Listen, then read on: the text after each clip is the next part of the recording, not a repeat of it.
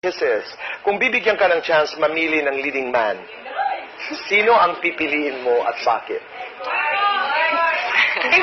Tito Boy, yung pipiliin ko talaga is yung kung sino yung gusto talaga akong piliin.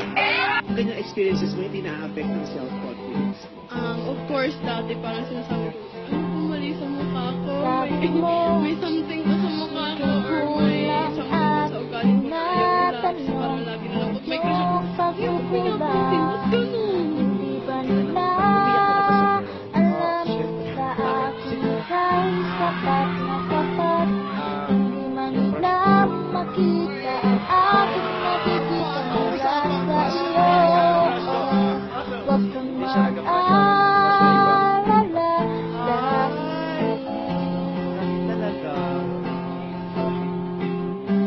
Nandito lang ako naghihintay para sa'yo at handang ipagsigawan ang iyong pangalan. Di ako magsasawa't mapapagod ipadama sa'yo kung gaano ka kahalaga aking sinta.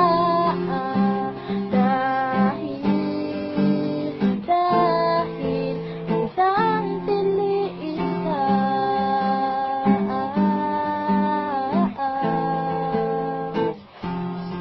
Kahit na anong sabihin nila, gusto ko'y aking susundin.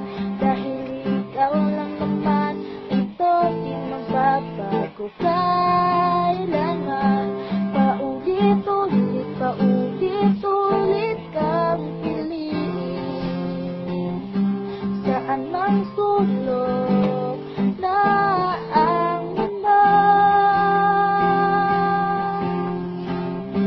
nandito lang ako naghihintay para sa'yo at handang ipagsigawan ang iyong pangalan.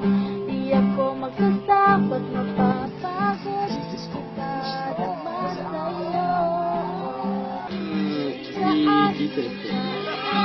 Yung ba talagang gusto mo umamit yung isa sa mga lucky three Siyempre naman. Kasi Oo. si Kisses! Ang crush ni Neil. Ang crush ni Neil ay walang iba kundi si Kisses!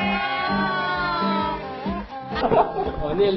Ako naman, syempre naman si Kisses. Wala lang iba.